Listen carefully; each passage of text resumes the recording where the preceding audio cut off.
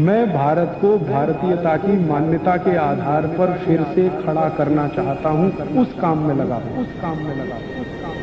अब छाती से लेकर और जंघा तक यहाँ जितने भी रोग आप जानते हैं वो सब पित्त के रोग। गैस बनना, एसिडिटी होना, हाइपर एसिडिटी होना, अल्सर होना, पेप्टिक अल्सर होना, खाते समय मुंह में पानी आना या मुंह का पानी बिल्कुल सूख जाना, बार बार डकार आना, खट्टी डकारें आना, हिचकियां आना, ये सब पित्त की समस्याएं हैं, पित्त के रोग। और इनकी संख्या 40 है। ये छाती से लेकर जंघा के बीच वाले इलाके के रोग हैं, सब पित्त के। किडनी खराब होना, लीवर खराब होना, किडनी में स्टोन होना, लीवर में सूजन होना, ये सब पित्त की समस्याएं हैं। और खराब रोगों के नाम बताऊं, जॉन्डिस होना, पीलिया होना, हेपेटाइटिस होना, ये सब पित्त के रोग हैं, पित्त की समस्याएं। कई तरह के बुखार, पित्त। हमारी आयुर्वेद चिकित्सा का जो मूल सिद्धांत है वो जान लेना चाहिए। सिद्धांत ये है कि कोई व्यक्ति बीमार कब पड़ता है और कोई व्यक्ति स्वस्थ कब रहता है। बीमार कोई भी व्यक्ति तब पड़ता है जब उसका वात, पित्त और कफ तीनों असमान होते हैं, असंतुलित होते हैं। और कोई भी व्यक्ति स्वस्थ तब रहता है जब वात, पित्त, कफ तीनों उसके संतुलित होते हैं। तो वात, पित्त, कफ तीनों का संतुलन अगर है तो जीवन में आपको कभी रोग आएगा नहीं। और अगर वात, पित्त, कफ में असंतुलन है, टूट फूट है, तो हमेशा रोग आने वाले हैं और आप परेशान हो जाने वाले। वात के असंतुलन से हमारे शरीर में 80 रोग आते हैं। 80, 8 और 0, 80। पित्त के असंतुलन से हमारे शरीर में 40 रोग आते हैं। 4 और 0, 40। और कफ के असंतुलन से 28 रोग आते हैं। सबसे कम कफ के रोग हैं, सबसे ज्यादा वात के रोग हैं, पित्त वाला बीच में है। अब आपको जिंदगी भर एक ही चीज ध्यान रखनी है कि वात, पित्त, कफ तीनों संतुलित रहें आपके, तो आप रोगी नहीं हो सकते। तो आपको करना क्या है? वात, पित्त, कफ तीनों को संतुलन रखने के लिए महर्षि बाघभट्ट के कुछ सूत्र याद रखने और याद रख के उनको जीवन में पालन करना है। पहला सूत्र है उनका, खाना खाने के बाद कभी भी पानी नहीं पीना। ये पहला सूत्र। खाना खाने के बाद कभी भी पानी नहीं पीना।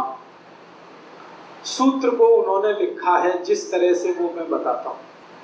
ये मैंने भाषांतर करके बोल दिया आपको, खाना खाने के बाद पानी नहीं पीना। महर्षि बाघभट्ट ने ऐसे नहीं लिखा।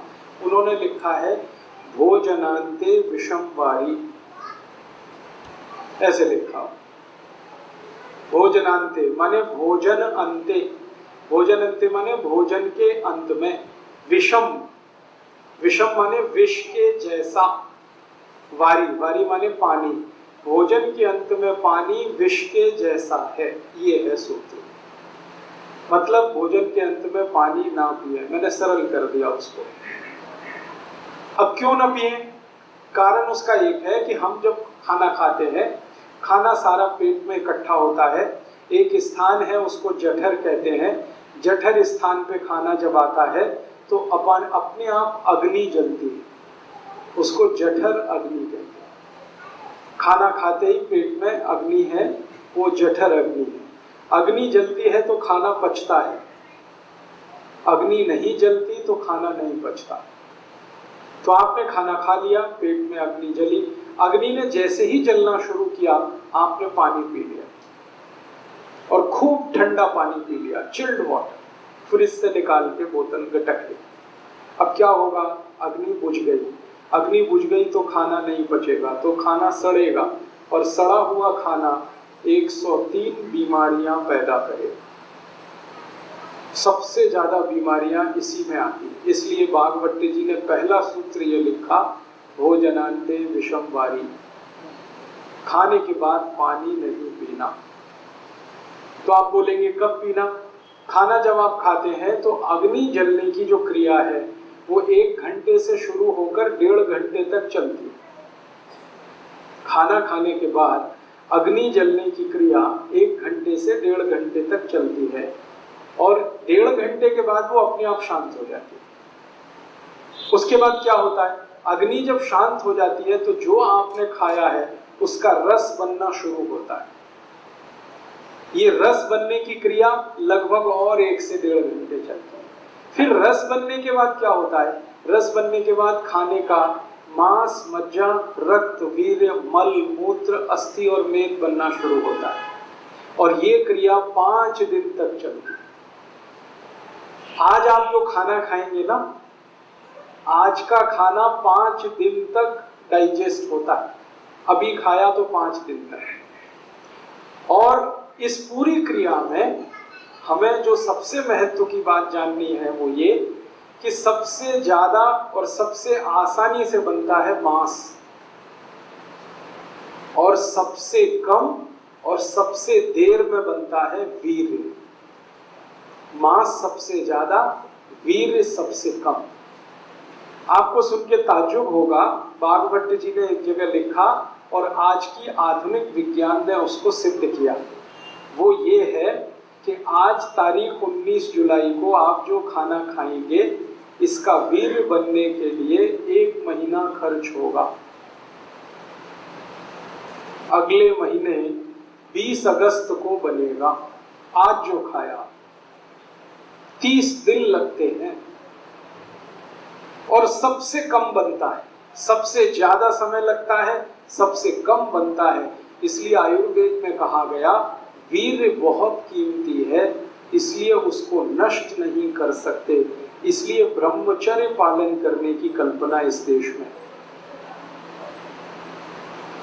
ये मैंने इसलिए जानकारी दी कि आप योग शिक्षक हैं, आपको पता होना चाहिए। कभी कोई बात आ जाए तो आप समझा सकते। तो हमने खाना खा लिया, आग जली, खाने को पचाने के लिए 1 घंटे 30 मिनट तक जलेगी। तब तक पानी अगर आपने पिया तो आग बुझेगी। आग बुझेगी तो फिर आगे की क्रिया रुकेगी। इसलिए आगे की क्रिया ना रुके, आग ना बुझे, तो सरल बात कही गई, खाना खाने के बाद पानी ना पिए 1 घंटे से 1.5 घंटे तक। तो आज के बाद आप सभी से मेरी प्रार्थना है, आप योग शिक्षक हैं या योग साधक हैं, दोनों को ही मेरी प्रार्थना है कि इस नियम का पालन करें। खाना खाने के 1 घंटे से 1.5 घंटे के बाद पानी पिए। 1 घंटा किसके लिए और 1.5 घंटा किसके लिए? 2 शब्द मैं बोल रहा हूँ, 1 से 1.5 घंटा। 1 घंटा उनके लिए है जो एकदम स्वस्थ है, जिनको लगता है कि वो स्वस्थ है, उनको कोई तकलीफ नहीं, उनके लिए 1 घंटा। और जो बीमार मानते हैं अपने को, वो 1.5 घंटा। तो आप स्वस्थ हैं तो 1 घंटे बाद पानी पी लीजिए खाने के, और थोड़े बीमार हैं तो 1.5 घंटे के बाद पी लीजिए। लेकिन 1.5 घंटे के बाद पीना ही है, ऐसा नहीं कि भूल जाए, तब एक और गड़बड़ आएगी। क्यों गड़बड़ क्या आएगी? खाना जो पचने की क्रिया, मैंने कहा ना पहले खाना पचता है, आग जलती है तो वो खिचड़ी जैसा बनता है, फिर रस बनना शुरू होता है। जब रस बनेगा तो पानी चाहिए, बिना पानी के रस कैसे बनेगा? तो पानी जिस समय चाहिए तभी पीना अच्छा है। तो 1-1.5 घंटे के बाद रस बनना शुरू होगा तो पानी पी लीजिए। तो पानी पीने का ये नियम है। मैं फिर से दोहराता हूँ, खाना खाने के 1 से 1.5 घंटे के बाद पानी पिए। ठीक है। अब इसमें आप प्रश्न कर सकते हैं कुछ कि खाना खाने के पहले पिए क्या, खाना खाने के बीच में पिए क्या? खाने के पहले पानी पी सकते हैं, आयुर्वेद में कहा गया 48 मिनट पहले पिए। क्यों? जब आप पानी पीते हैं तो पेट में पानी जाता है, तो पानी का अंतिम स्थान है मूत्रपिंड। पहला स्थान है मुंह, जहां से ये जाना शुरू होता है, अंत में आता है सारा पानी मूत्रपिंड में, फिर उसके बाद ये मूत्र के द्वारा बाहर निकलता है।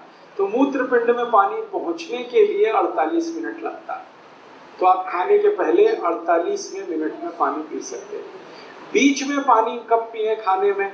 जब आप 2 अन्न का खाना खाएं, गेहूं की रोटी खाएं और चावल खाएं, 2 अन्न का खाना है, तो आप गेहूं की रोटी खाने के बाद और चावल खाने से पहले थोड़ा पानी पिए। कितना पिए? 3-4 घूंट बस, ज्यादा नहीं। और इसमें आखिरी जानकारी कि खाना खाने के बाद अगर सच में प्यास लग रही है तो क्या पिए। तो आयुर्वेद में कहा गया 3 चीजें पी सकते हैं। दही की लस्सी पिए खाना खाने के तुरंत बाद, दूध पिए, गाय का हो तो बहुत अच्छा, और जूस पिए, फल के रस पिए। खाने के तुरंत बाद अगर प्यास लगती है तो जूस पी सकते हैं, लस्सी पी सकते हैं और दूध पी सकते हैं। जूस पीने का समय है सवेरे, लस्सी पीने का समय है दोपहर को, और दूध पीने का समय है रात को। तो जूस पीना है सवेरे खाने के बाद माने ब्रेकफास्ट, लस्सी पीनी है दोपहर के खाने के बाद माने लंच, और दूध पीना है रात को माने डिनर। तो ये नियम पूरा हो गया, समझ में आ गया, कर लेंगे, बस आदत बदलनी है आपको। भागवती जी ये कहते हैं कि जो इस नियम का पालन करे 103 बीमारियों से जीवन भर बचेगा। अब बताओ कितना सस्ता सौदा है, 103 बीमारियां एक तरफ और ये छोटा सा नियम एक तरफ। तो आप ध्यान रखिए इस नियम का। दूसरा नियम है, पानी जब भी पिए घूंट भर के पिए, सिप करके पिए। जैसे चाय पीते हैं, जैसे कॉफी पीते हैं, गर्म दूध पीते हैं, ऐसे पानी पिए। ऐसे कभी भी पानी ना पिए गिलास लगाया और लगातार पिया, ये गलत तरीका है। पानी पीने का तरीका है, एक घूंट पिया, थोड़ी देर रुके, एक घूंट पिया, फिर रुके, फिर पिया, फिर रुके, फिर ऐसे पानी पिया। इसका क्या लाभ है? मुंह में आप जानते हैं लार बनती है, ये लार जो है ना पेट के तेजाब को शांत रखती है। पेट का जो तेजाब है ना वो एसिडिक है विज्ञान की भाषा, और मुंह की लार जो है वो एल्कलाइन है, क्षारीय है। तो ये क्षार है, यहाँ अम्ल है, अम्ल और क्षार मिले तो एक दूसरे को न्यूट्रल करते हैं। तो मुंह की लार बार बार पेट में जाए ताकि पेट का तेजाब शांत रहे, इसके लिए कहा गया घूंट घूंट पानी पिए, थोड़ा थोड़ा करके पानी पिए। ठीक है। आयुर्वेद में कहा जाता है कि जिनके पेट का अम्ल शांत रहता है, तेजाब शांत रहती है, उनको जिंदगी में रोग नहीं आते कभी। अम्लता अगर आपकी शांत है, एसिडिटी, कोई रोग आने की संभावना नहीं। दुनिया के सारे खराब रोग जैसे कैंसर, जैसे डायबिटीज, जैसे ब्लड प्रेशर बहुत तेज होकर हार्ट अटैक आना, ब्लड प्रेशर बहुत ज्यादा बढ़कर ब्रेन हेमरेज हो जाना, ब्लड प्रेशर बहुत ज्यादा बढ़कर पैरालिसिस हो जाना, ये सब खराब बीमारियां एसिडिटी से शुरू होती हैं। जब रक्त में एसिडिटी बढ़ती है तब ये बीमारियां अपने चरम पर पहुंचती हैं। लेकिन रक्त में एसिडिटी बढ़ती कहां से है? वो पेट से बढ़ती है। पेट में एसिडिटी कब बढ़ेगी? जब आप घूंट घूंट पानी नहीं पिएंगे तो लार बार बार अंदर नहीं जाएगी तो समस्या आएगी। इसलिए आयुर्वेद में कहा गया पानी घूंट घूंट पिए। तीसरा नियम है, सवेरे सोकर उठें सबसे पहले पानी पिए। वहां स्वामी जी का आपने सुना होगा व्याख्यान, तो उषा पान की बात वो करते हैं। उषा पान का मतलब यही है उठते ही पानी पीना। हालांकि उषा पान का सही अर्थ है सवेरे 4:30 बजे उठकर पानी पीना, क्योंकि उषा का वही समय है। अब दिल्ली वासियों के लिए मैं ये नहीं कह सकता कि वो सवेरे 4:30 बजे उठें, क्योंकि उनका 4:30 बजे उठना तब संभव है जब रात को 8 बजे सो जाएं।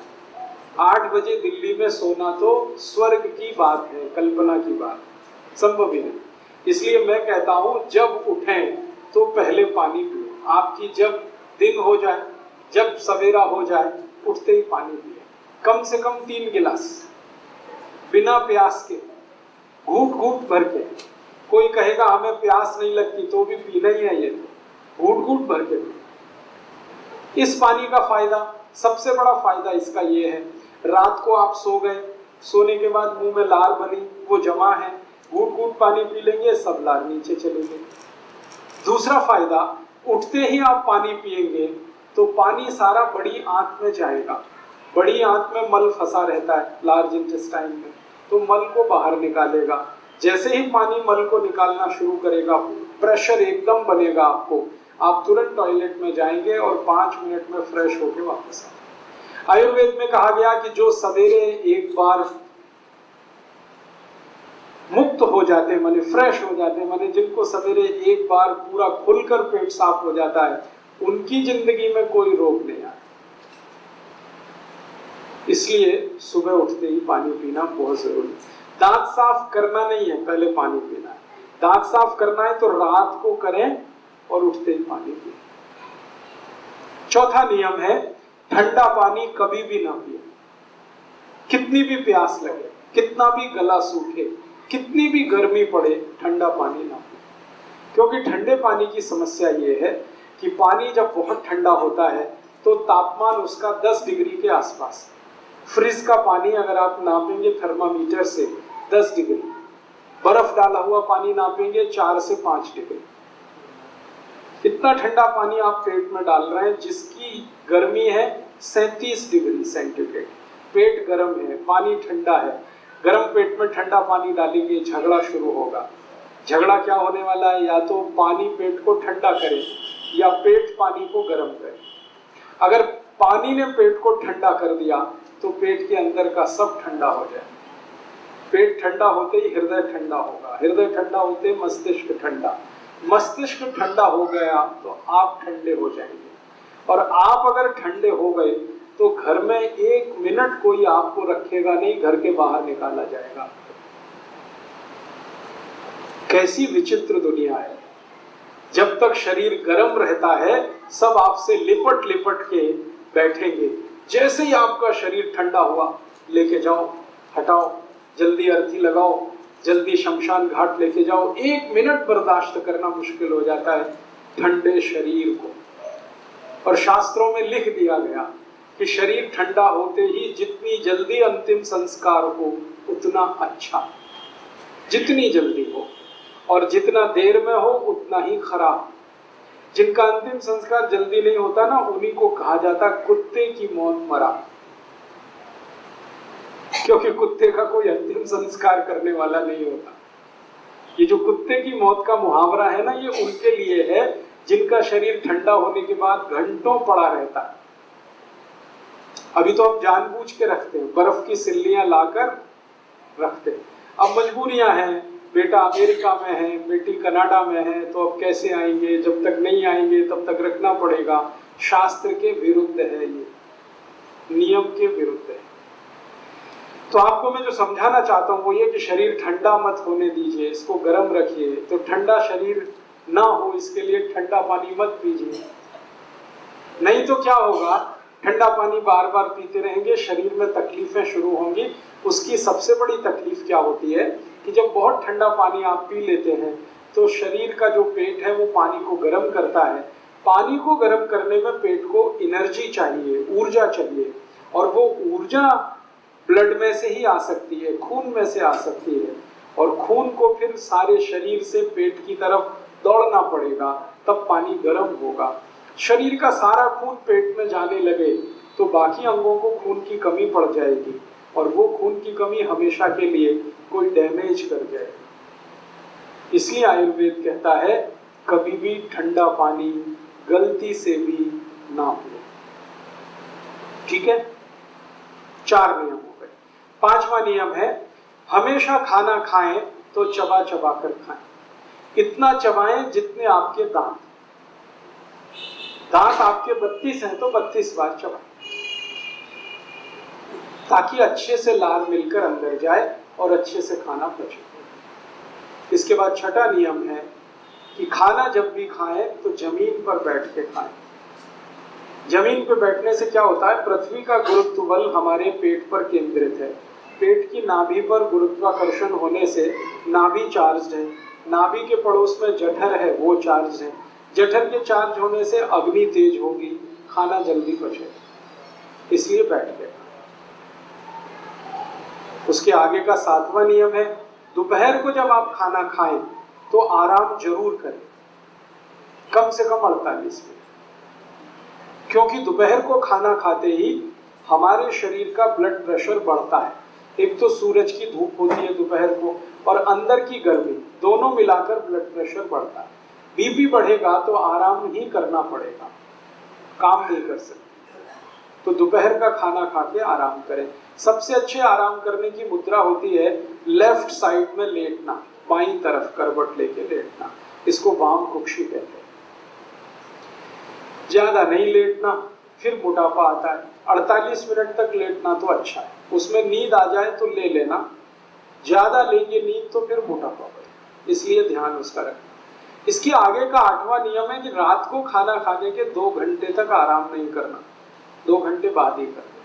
रात के खाने के बाद पैदल चलना बहुत जरूरी है, 1000 कदम। उसके बाद कुछ और काम करके फिर आराम करें 2 घंटे के बाद, क्योंकि रात को ब्लड प्रेशर कम होता है और कम ब्लड प्रेशर में आराम करना खतरनाक है। ऊंचे ब्लड प्रेशर में, हाई बीपी में काम करना खतरनाक है, लो बीपी में आराम करना खतरनाक है। तो इसलिए रात को 2 घंटे बाद आराम करें, दोपहर को तुरंत आराम करें। इसके बाद का 9वां नियम है, 9th, कि आप जब खाना खाएं तो 2 चीजों को ध्यान रखें, एक साथ ऐसी ना खाएं जो एक दूसरे के विरोधी। ठंडा गरम साथ में ना खाएं, दूध और दही साथ में ना खाएं, उड़द की दाल और दही साथ में ना खाएं, खट्टे फल और दूध साथ में ना लें, कटहल की सब्जी के साथ दूध ना खाएं, कच्ची प्याज खा रहे हैं तो दूध नहीं खाएं, दही में नमक डाल के ना खाएं, हमेशा दही में मीठी चीज डालें। ये आपको थोड़ा झटका लगेगा, ये क्या बोल दिया, दही में नमक ना खाएं, क्योंकि रायता तो बिना नमक के बनता नहीं है। बात ऐसी है कि ये जो दही है ना, ये जीवाणुओं का घर है। अगर आप लेंस लगा के देखेंगे तो दही में लाखों जीवाणु होते हैं, हम लोग अंग्रेजी में उनको लैक्टोबैसिलाइज कहते हैं। ये जीवाणु जीवित चाहिए पेट को, आप दही में एक चुटकी नमक डाल दीजिए, सब जीवाणु 1 मिनट में ही मर जाते हैं। अब मर गए तो दही खाया वो बेकार, इसलिए जीवित जीवाणु दही के साथ आने चाहिए। तो कहा गया है कि दही बिना नमक के खाएं, या दही में बूरा डालें, खांड डालें, गुड़ डालें। तो बूरा, खांड और गुड़ से जीवाणुओं की संख्या बहुत तेज बढ़ती है, घटती। बढ़े हुई संख्या के जीवाणु आपको चाहिए।